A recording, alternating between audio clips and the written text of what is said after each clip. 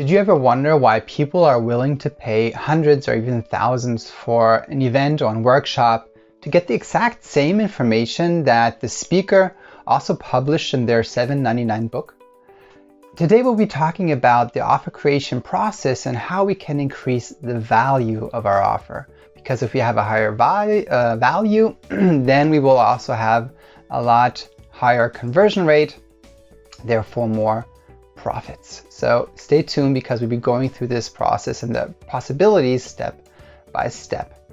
Hey, I'm Danny from Business Lit, and I help businesses grow consistently the smart way so that they can reach their goals and create the dream life that they hope for and also have the positive impact this world needs from them. So in the last videos, we talked about offers, why offers are better than products, what the differences are, how to find the right elements for our offers, and also we looked at the difference between price and value and how it's important to have higher value than price, if possible even 5 times higher, even 10 times higher value than price. And often the next question I get is, okay, great. How can we actually increase the value instead of only like adding in different stuff? That's of course why it's important to find the right elements and the right structure of elements for the offer. But then again, how do we actually bump up the value? And there's different ways to do this. And one important thing, of course, is when you find the different elements that you're adding, to add the value price to each of the elements. So if you have like 4 elements, then you always have the value, like value that $97, $197, whatever. So you actually add a price or value to it. But even then, it's still important to have a structure how to increase the value and make it believable. So let's go through this 4 steps that I also use in my 4x4 offer creation framework. And step number 1 is the so-called format upgrade. So we'll have a format upgrade. So with the format upgrade, what do I mean? So we have different formats that we can present our offer in, and I'll start out with an example. I work for a company, and with our software we were delivering, we had a 200-page manual, so big fat book that I think it was even more than 200 pages, but a big fat book we gave the clients for free.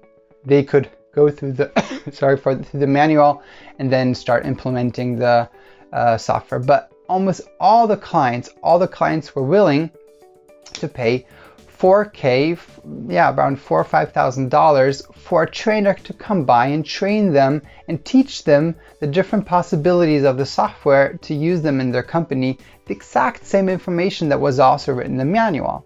Well, why were they willing to do that? Well, as I started at the beginning with my example, people are willing to invest more, pay more with a different format because it is higher value. Okay, so let's go through the different format upgrades we can look at and that you can be implementing in your offer. So the lowest type of format or value is the written type of format. So this should be like a book, could be an ebook.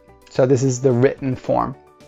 But how often do you see that you can buy a book, but then they are also offering for a higher price the audiobook? Okay, so the next upgrade is the audiobook.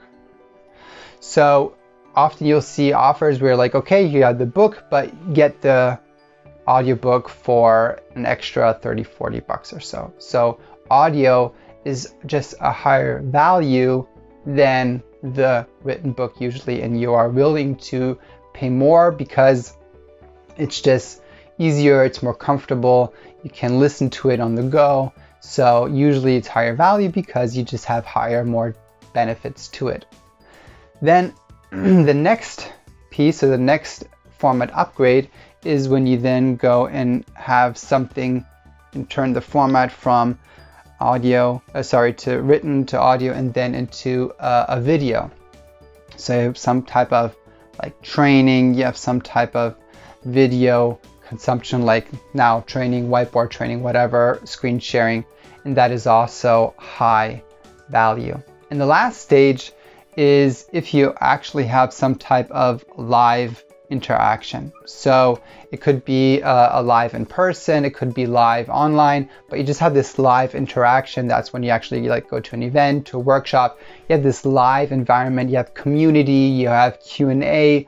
That is usually the highest stage, the highest form of value. So this is a great way to look at your offer elements and see, okay, how can I mix these up? How can I maybe upgrade my format to also increase the value? The second one is story. So this was number 1, and number 2 is we have story.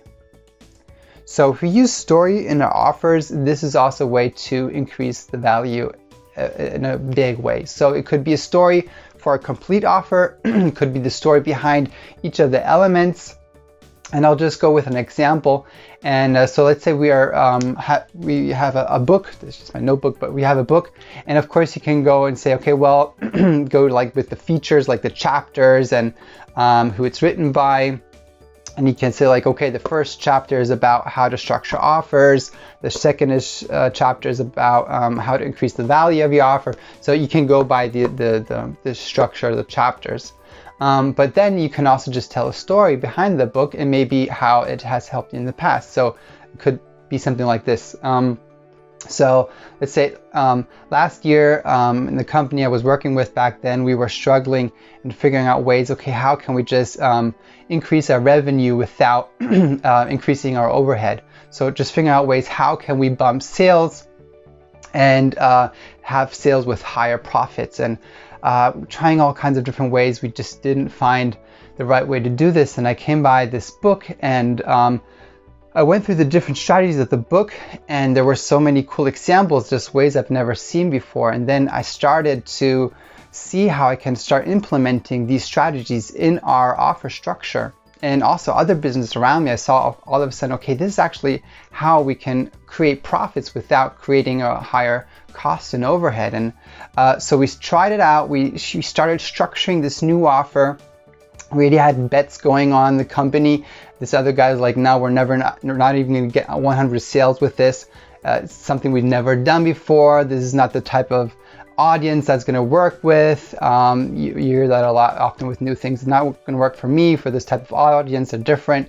But we did it and we tried it and it blew up. We made double of what we had expected, and it just was so profitable, and the clients loved it, we loved it, and it was just a big runner. And then at the end of the year we tried a different format with a strange structure and lessons, and also we had a record-breaking month. So it was just amazing to see how the lessons implemented in real life, how it just set record months, and just it helped the company have a record year in profits and without increasing costs. So amazing lesson, and this was all just taught in this one book. So this is a type of a way, actual true story, but not this notebook. But so this is a way how you can connect story just with what actually happened, and you see how that just transports in a different way because you can connect in a different way, and this just lets you feel the benefits in a different way and has you take action. So story, a really good way to increase value. Number 3, we have product mockups. This is an easy one. So we have mockups. So mockups is pretty much where you just have like an image, like like a 3D image of like the software box of the ebook or whatever. So usually we have like often like digital assets in our offer. So just to have the mock-up visualized, that's a very good thing, to have it more tangible, because just tangible things look more valuable, and to have them visualized in that way will help. And number 4 is, so this was number 3, and number 4 is comparison. And with comparison, I mean that we can also say, okay, this product or this element that we have in here, it took us so many years and so many dollars to create this, and and you're only going to be getting it for this small amount. So saying how much effort you put in it, how much you paid for it, but they're only get it for this low price. That's a kind of a way how you can structure it. Or another way of comparison is to say, okay, this is the cost of what you're going to be missing out on, or this is the cost you'll be investing if you do not use this offer. So kind of having this parallel of the cost of doing it the other way, or paying for missing out. So different ways of using comparison. So here you have some of the pieces of the elements that I use in the 4x4 offer framework, and hope this helps for you to create a higher value in your offer, and therefore to convert at a higher rate, have a better conversion rates. If you have any questions, ask below. As always, share this video with people that you know that will be able to implement this, and that will also profit from this. And until next time, get your business lit. Take care.